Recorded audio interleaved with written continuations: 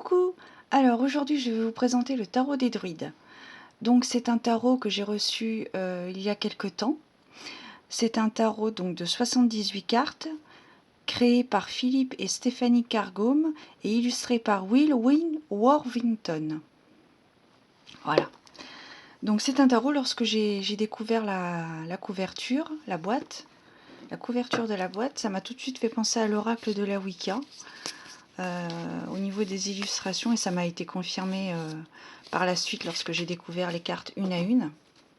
On est dans le même thème. De toute façon, le tarot des druides parle des traditions Wicca, païennes donc, et druidisme. Voilà, de toute façon les deux se rejoignent totalement.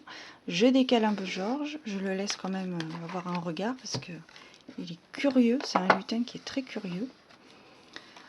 Alors, donc c'est un tarot de 78 cartes avec un livret qui a une particularité, et du coup j'aime bien quand c'est particulier, que c'est pas comme tout le monde, fort sympathique, donc on en parlera tout à l'heure.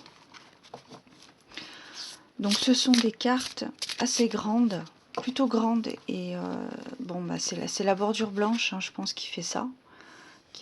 Vous avez une bordure blanche tout le long de l'illustration. Et je pense que je vais couper ces bordures blanches parce que j'ai l'impression que ça enlève tout le charme de la bordure, de l'illustration en elle-même. Voilà, ça me fait penser comme une espèce de gravure, et j'ai l'impression que, enfin c'est l'impression que ça me donne. Avec cette bordure blanche, ça casse un peu le charme des cartes. Donc voilà, parce que sinon c'est vrai que si on prend, vous voyez, ça prend bien toute la main. Et déjà en coupant la bordure blanche, je pense que ça sera mieux pour mélanger. Parce que c'est vrai que bon, quand on mélange, bon on y arrive, hein, y a pas de, si on les mélange comme ça, voilà, en les mélangeant comme ça me pose pas trop de problèmes.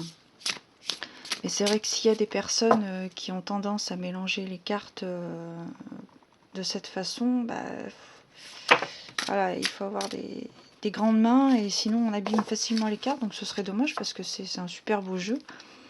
Donc ce sont des cartes mates. Voilà, ce sont des cartes mates. Donc là c'était pour vous parler des grandes lignes au niveau de ce tarot. Maintenant, je vais vous présenter les cartes une à une et on se retrouve après. Je vous donnerai mon avis sur les cartes, sur le livret. Et voilà. À tout de suite. C'est parti.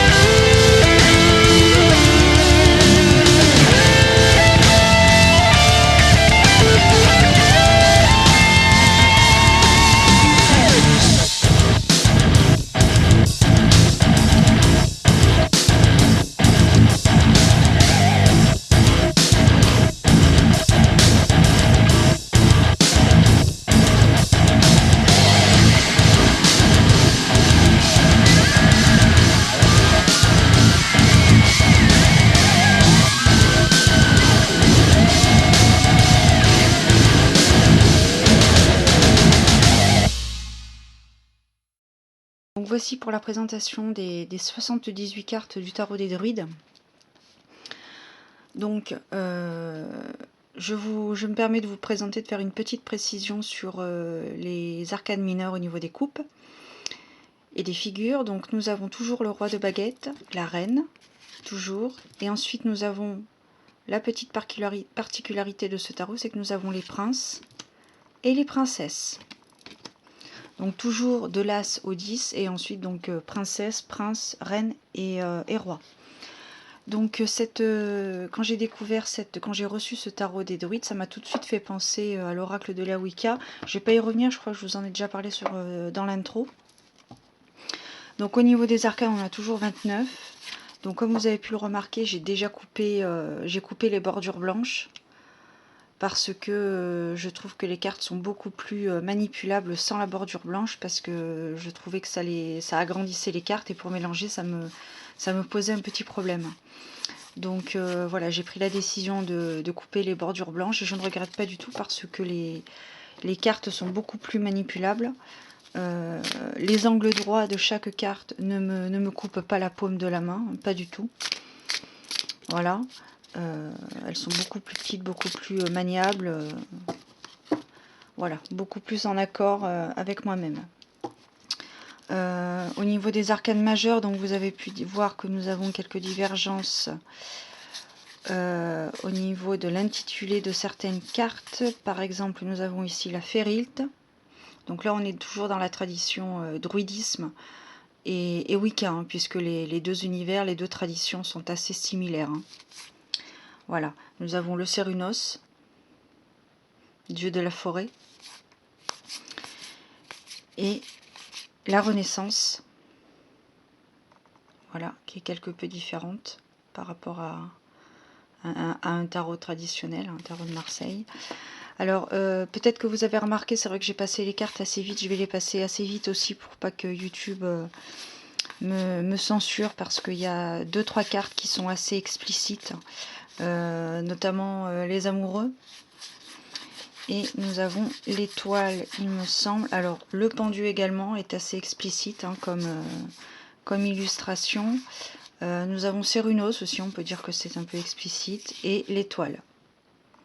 Voilà, ce sont ces quelques cartes. La Renaissance également. Hein. Voilà, et le monde aussi. Donc voilà, il y a quelques cartes qui sont assez explicites, mais en même temps, le druidisme est assez brut, hein, est assez brut de décoffrage. Hein. Voilà. Petite parenthèse, Alphonse a décrété participer à la présentation. Donc, comme vous pouvez le voir, il est bien centré sur mon visage. Donc, j'ai pas intérêt à faire de bêtises, parce que sinon, je pense que je vais avoir droit à un petit coup de corne à la suite de cette vidéo. Alphonse, grand ami de Mafalda, bien sûr.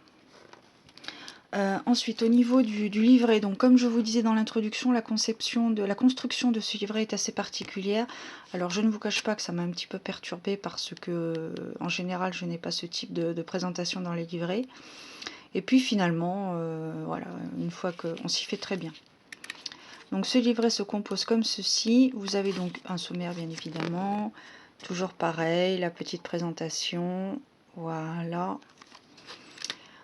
Une petite histoire, l'histoire ancestrale, les traditions druidisme, le rapport avec la Wicca, etc. Alors je ne vous raconte pas tout, je vous laisse la surprise de le découvrir également, parce qu'il y a plein de petites pépites dans ce livret qui peuvent nous apprendre, enfin moi en tout cas qui m'a appris certaines choses, et certains points à approfondir fort intéressants. Voilà, nous avons les mots-clés de chaque carte. Donc là par exemple, les princesses correspondent au potentiel, au commencement, à l'exploration et à l'étude. Et si je prends les 10, nous avons la culmination et le commencement.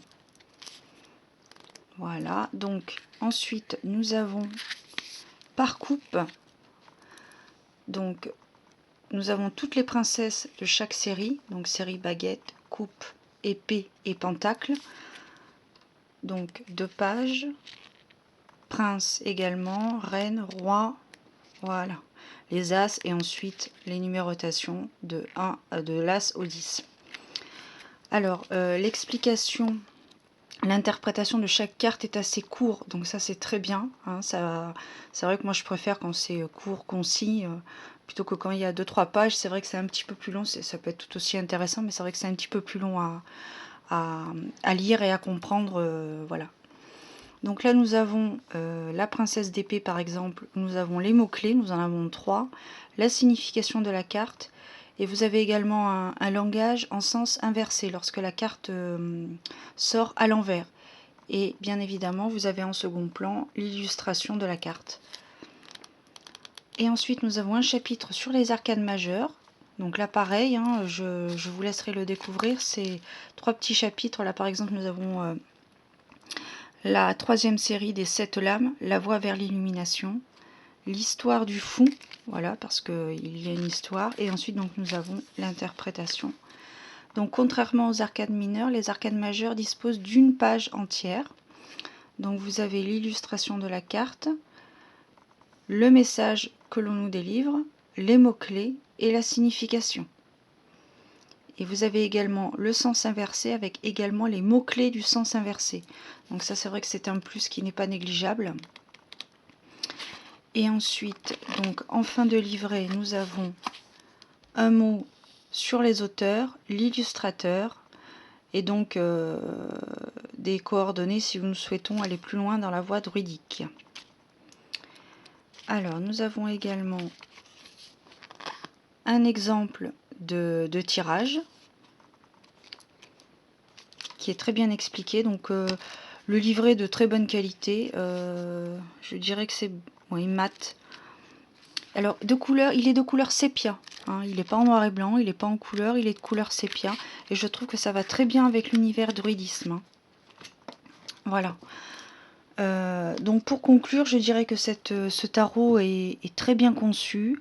Il est tout à fait en accord avec mon univers. Je me retrouve un petit peu, hein, je me sens quand même plus ou moins proche de cet univers druidisme, Wicca, sorcellerie, etc. On est pas mal, hein, on est pas mal. On est vraiment, c'est un très bon choix. J'en profite de cette vidéo pour vous présenter certains livres que je redécouvre, que j'avais depuis plusieurs années, plus de 10 ans, et que je redécouvre maintenant.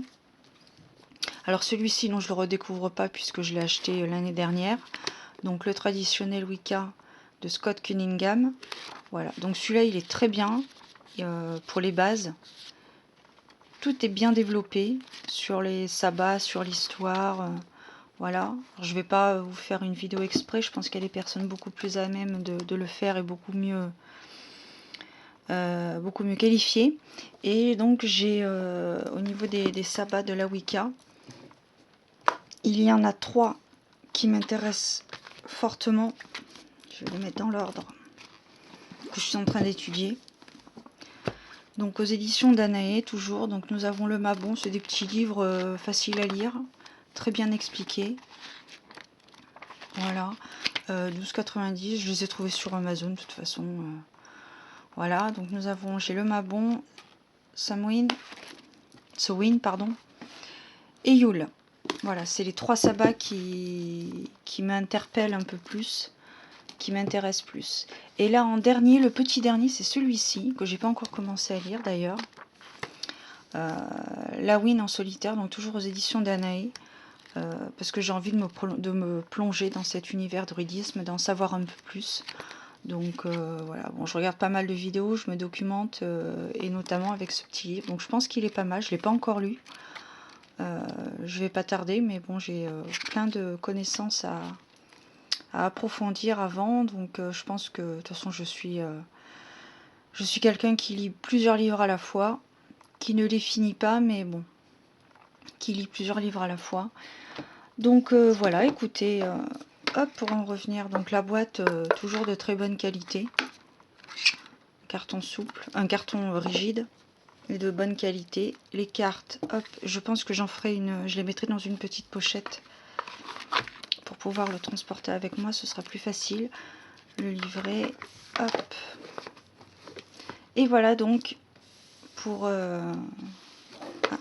si j'oublie de mettre, ça va pas aller. Hop là. Et là on est complet, on est bon, on n'est pas trop mal les gens. Voilà donc pour cette présentation du tarot des druides. J'espère que ça vous aura plu. Je vous souhaite bon vent. Ça va changer un peu. Allez, bon vent les gens, à bientôt. Bisous.